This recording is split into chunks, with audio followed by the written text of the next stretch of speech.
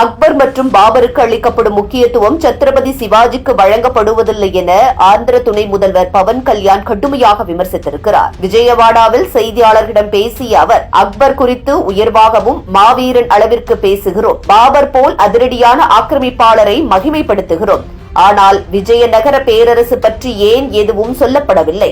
சத்ரபதி சிவாஜி தமிழ்நாட்டில் கோவில்களை காப்பாற்றிய வரலாறு ஏன் பாட புத்தகங்களில் இடம்பெறவில்லை என கேள்வி எழுப்பினார். இந்திய வரலாற்றில் முக்கியத்துவம் பெற்ற மற்ற அரசர்களுக்கு உரிய அங்கீகாரம் கிடைக்கவில்லை என ஆதங்கப்பட்டார். மேலும் இந்தியர்கள் அனைவரும் இந்த உண்மைகளை அறிய வேண்டிய அவசியம் உள்ளதாகவும் அவர் குறிப்பிட்டார். இன்றைய கல்வி கட்டமைப்பில் இந்திய மாணவர்கள் வரலாறு என்ற போது முதலில் தெரிந்து கொள்வது முகலாயர், ஆங்கிலேயர், துருக்கியர் போன்ற பிற நாட்டு ஆட்சியாளர்களை பற்றியே.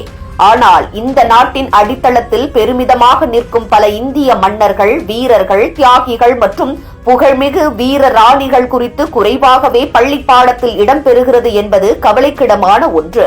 அரசு பள்ளி பாட புத்தகங்களில் பாபர், அக்பர், ஷாஜகான், அவுரங்கசீப் ஆகியோரின் ஆட்சி, கட்டடக்கலை, நிர்வாகம் போன்றவை விரிவாக கற்பிக்கப்படுகின்றன. ஆனால் தமிழ்நாட்டின் வீரபாண்டிய கட்டபொம்மன், மருது சகோதரர்கள், ஓடியான் கோமான், சிவாஜி, மகாராணா பிரதாப், ராணி துர்காவதி, ராணி வேலு நாச்சியார் போன்றோரின் வரலாறுகள் சிறு குறிப்புகள் அல்லது இணைப்பாக மட்டுமே இடம்பெறுகின்றன.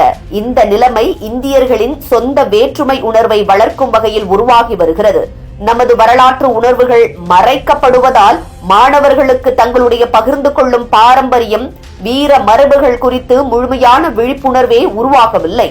புதிய தலைமுறையினருக்கு உண்மையான வரலாற்றை தெரிய வைக்க வேண்டிய கட்டாய கடமை கல்வி அமைப்பிற்கு இருக்கிறது என கல்வியாளர்கள் தெரிவிக்கின்றனர். இந்தியாவின் உண்மை வரலாறு முழுமையாக எடுத்துரைக்கப்பட வேண்டிய கட்டாயம் இருக்கிறது. இது வெறும் பழைய சம்பவங்களின் பதிவு அல்ல, இன்று நம்மை யாராக உருவாக்கியது என்பதை நினைவுறுத்தும் அடையாளமாக இருக்கிறது. தற்போது இந்தியாவில் சில மாநிலங்களில் முகலாய வரலாற்று பாடத்திட்டங்கள் பள்ளிகளில் இருந்து கொஞ்சம் கொஞ்சமாக நீக்கப்பட்டு வருவது குறிப்பிடத்தக்கது.